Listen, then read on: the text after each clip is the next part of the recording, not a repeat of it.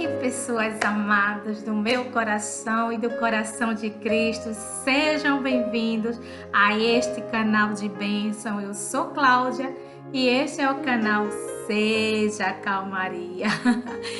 Como estão vocês?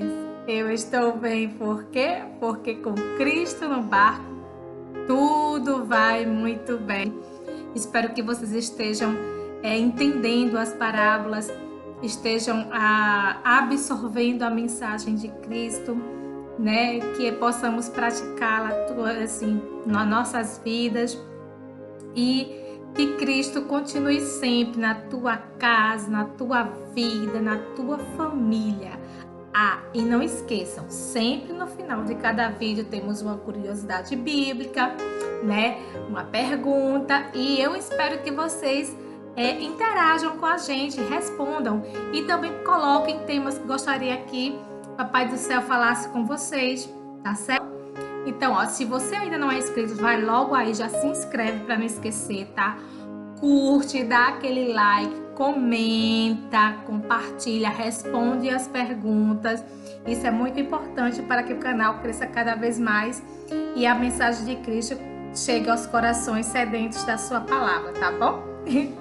Então, hoje nós vamos para a nossa quarta parábola, né? E hoje a gente vai falar da parábola dos dois filhos, muito pedida, e vamos entendê-la, né? O sentido dela, tá certo? Vamos lá?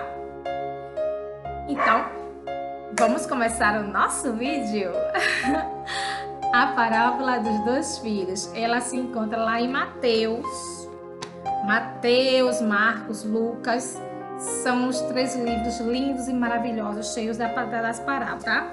Então, a nossa parábola se encontra hoje em Mateus 21, do versículo 20 ao 32. Então, vamos lá. A parábola dos dois filhos, ela é pequena, tá? Mas que vos parece? A partir do versículo 28 ao 32. Mas que vos parece? O homem tinha 2 filhos e, dirigindo-se ao primeiro, disse: Filho, vai trabalhar hoje na minha vinha. Ele, porém, respondendo, disse: Não quero. Mas depois arrependeu-se e foi. E dirigindo-se ao filho, falou-lhes de igual modo. E respondendo ele, disse: Eu vou. E não foi. Qual dos 2 fez a vontade do Pai? Disseram-lhe eles: O primeiro. Disse-lhe Jesus: Em verdade vos digo que os publicanos e as meretrizes entram adiante de vós no reino de Deus. Porque João veio a vós no caminho de justiça e não cresces. Mas os publicanos e as meretrizes o creram. Vós, porém, vendo isso, nem depois vos arrependestes para o crer. Então, eu peço depois que vocês vão lá em Mateus 21, tá? Do 28 ao 32 e leiam com carinho. E aí, a gente vai dissertar a parábola, né? Vocês entenderam a história? Compreenderam o seu significado? O que Cristo está querendo nos falar nessa parábola? Qual é a mensagem que ele está nos deixando nessa parábola? Vamos entender? Vamos lá. Então, Cristo contou sobre um pai e 2 filhos, né? Ele fez o mesmo pedido aos 2 filhos. Um disse sim e não foi. O outro disse não e depois se arrependeu e foi. É exatamente isso aí que a parábola fala, tá? Resumindo ela. E qual dos 2 fez a vontade do Pai? Vamos entender primeiro a figura dos 2 filhos, tá? Esses 2 filhos representam 2 grupos de pessoas. Um grupo de pessoas que se compromete, mas não cumprem, né? Se compromete com algo, mas não cumprem. E o outro representa um outro grupo de pessoas que não aceita, não se compromete, mas depois pensa melhor, se arrepende e vai. E cumpre. Não se comprometeu com nada, mas foi lá e cumpriu. Essa é o que representa os filhos, tá certo? E isso nos leva a pensar que tipo de grupo nós estamos fazendo parte. Que tipo de filho estamos sendo? A parábola dos dois filhos, né, e da vinha, nos traz essa reflexão.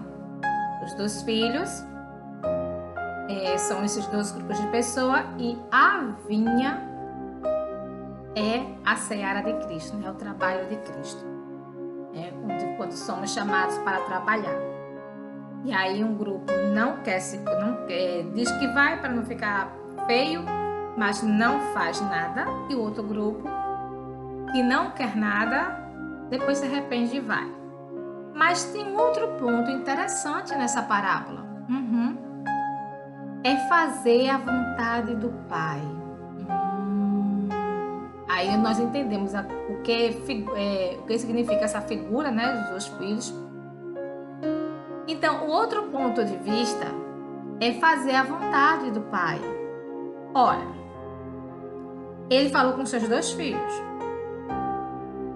Um imediatamente, né, disse sim, eu vou, e não foi. O pai na hora ficou tranquilo porque achou que o filho ia. E no outro, o filho disse que não, e ele ficou meio triste porque o filho disse que não, mas logo em seguida se alegrou com o filho porque ele se arrependeu e foi.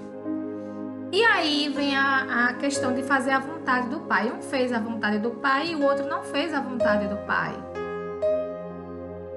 E aí me veio uma pergunta. A gente tá pronto para tudo, né? Não é verdade? Porém, tudo que queremos fazer, claro, e que de preferência não seja trabalhoso, que nos dê prazer e a gente não tem aborrecimento, óbvio, né? Mas todo trabalho tem disso. É trabalho, o nome já diz. Você vai ter contrariedades, você vai ter problemas para resolver, vai ter contratempos, empecilhos, obstáculos, barreira.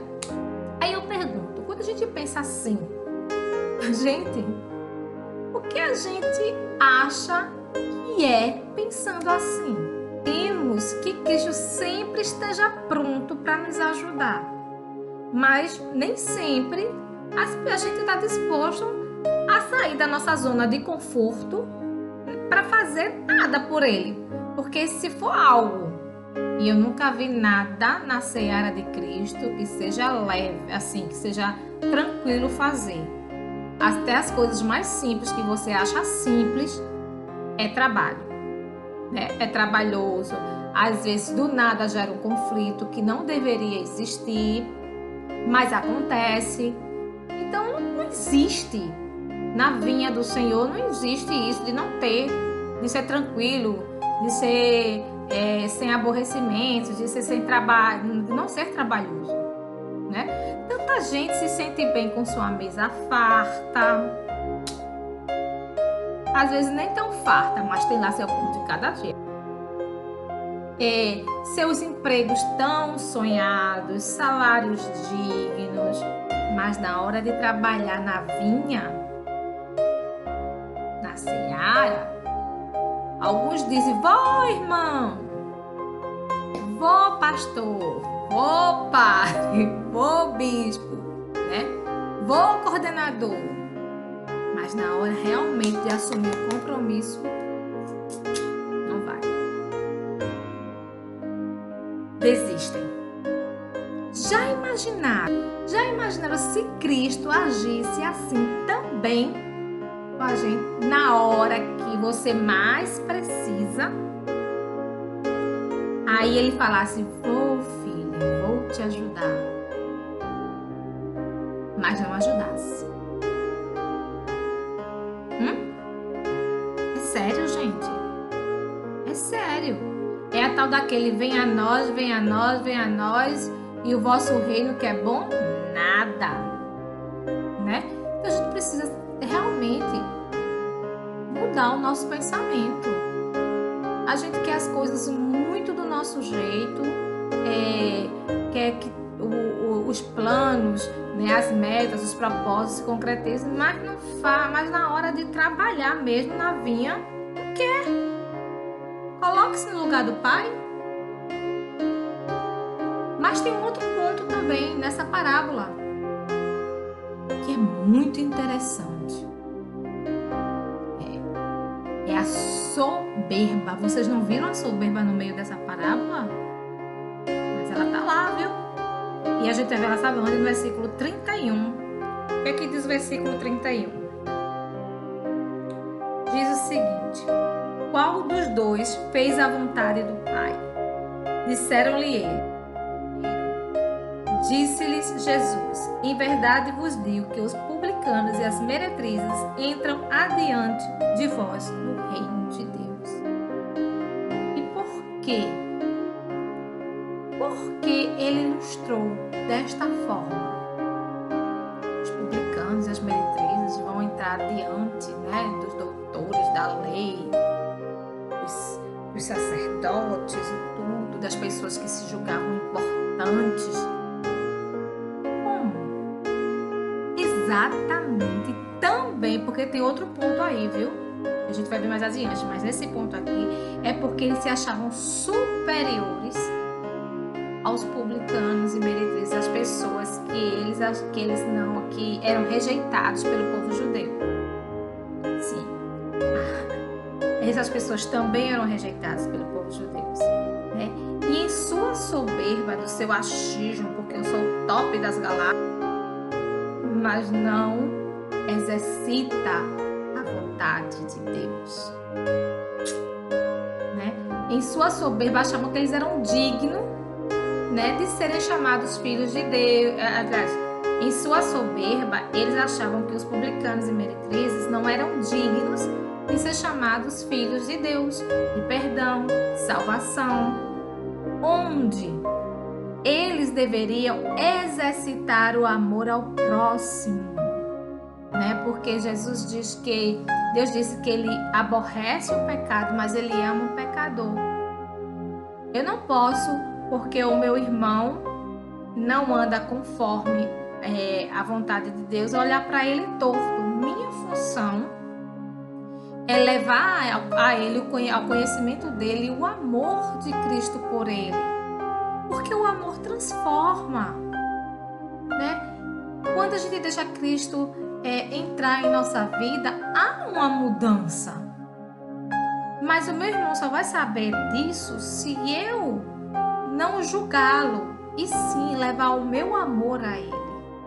O amor que Cristo colocou em mim por ele, para com ele. Por isso que Cristo tanto fala sobre o amor ao próximo. Né? Porque quando amamos ao próximo, a gente vai orar pelo próximo, a gente não vai julgar o próximo. Eita, o ser humano julga que é uma beleza. Né? Muitos se acham mega importantes por terem alguma habilidade, né? Por se especializarem em alguma profissão, né?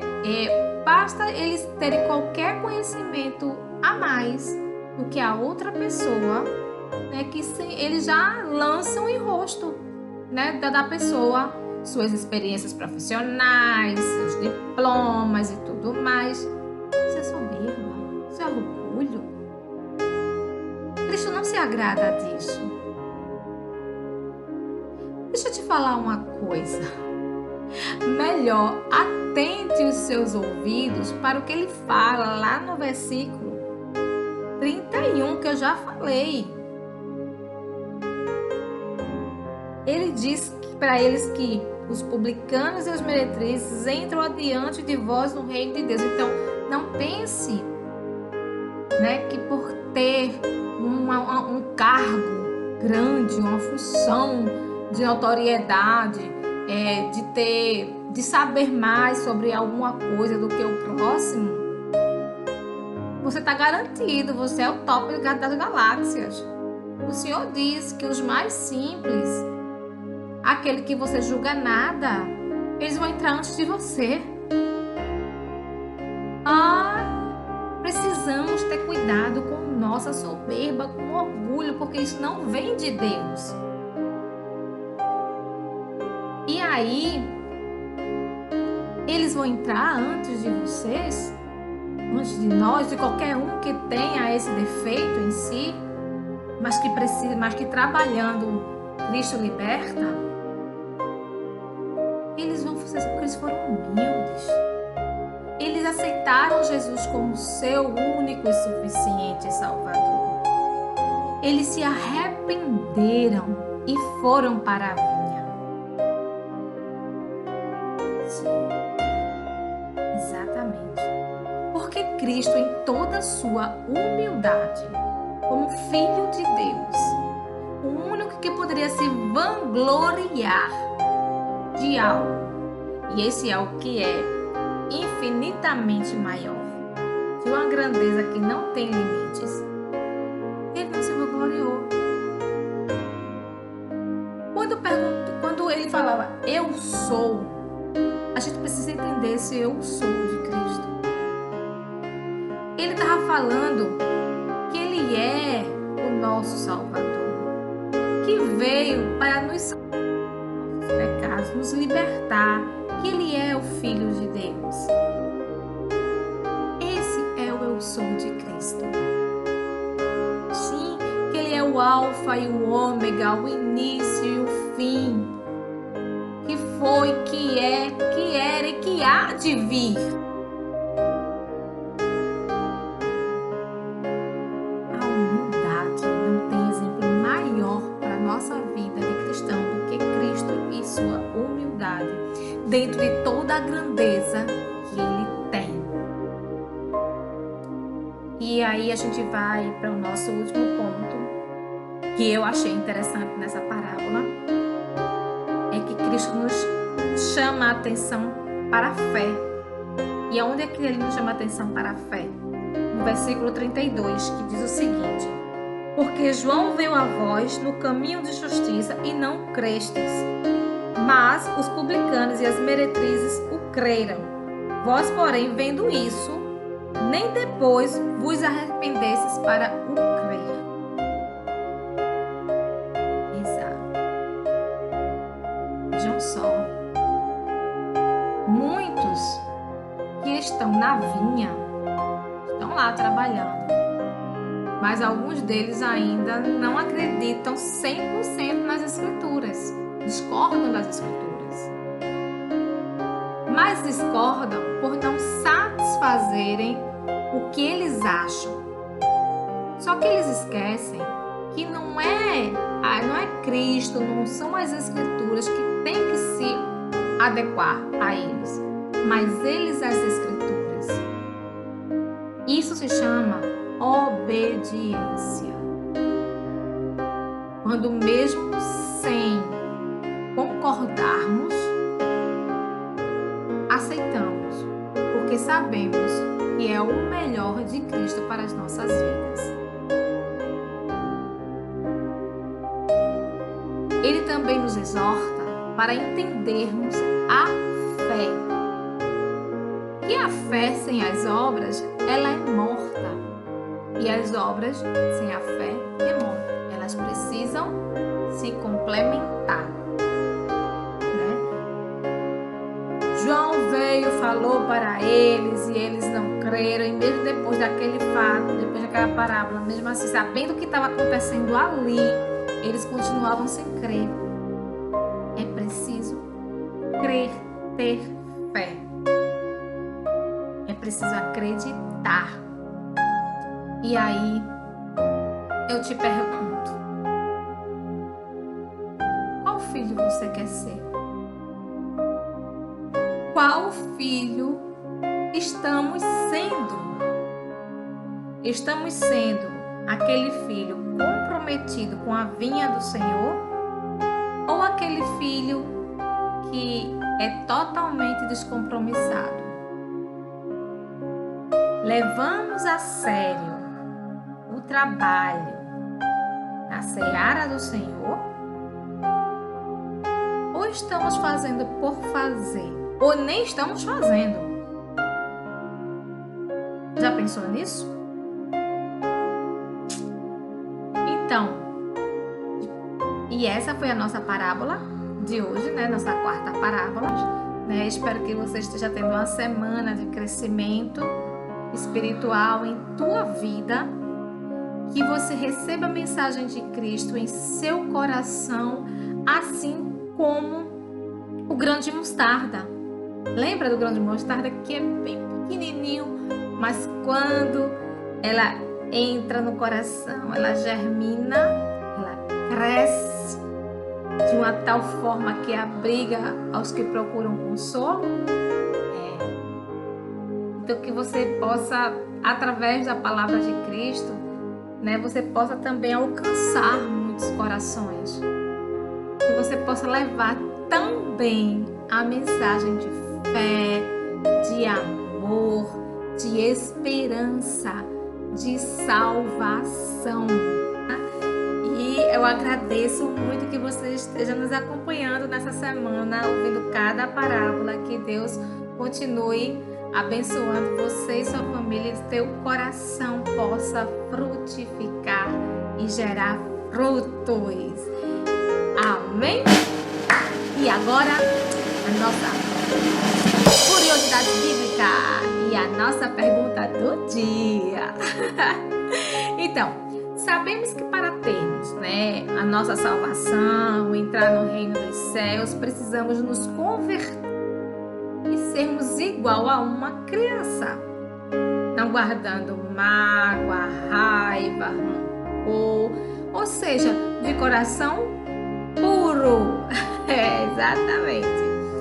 E aí tem uma passagem na Bíblia que Jesus estava a caminho de Cafarnaum, né, com seus discípulos, e durante o percurso eles começaram a discutir entre si, né?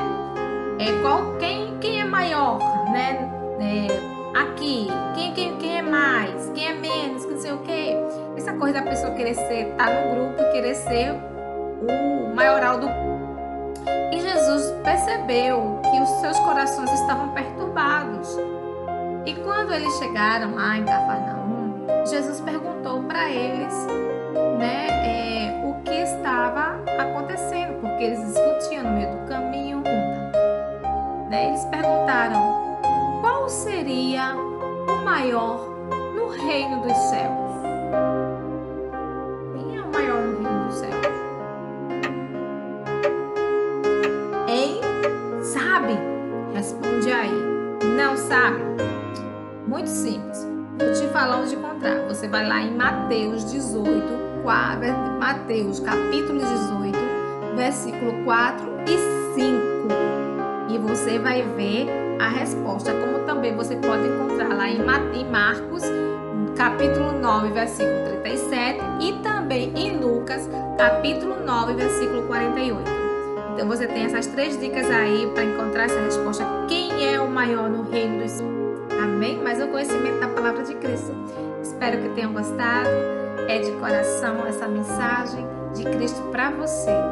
Que Ele me use cada dia mais. Então, beijo no coração de vocês, que a graça e a paz de Cristo continue na tua vida, na tua família, nos teus parentes, dos teus amigos.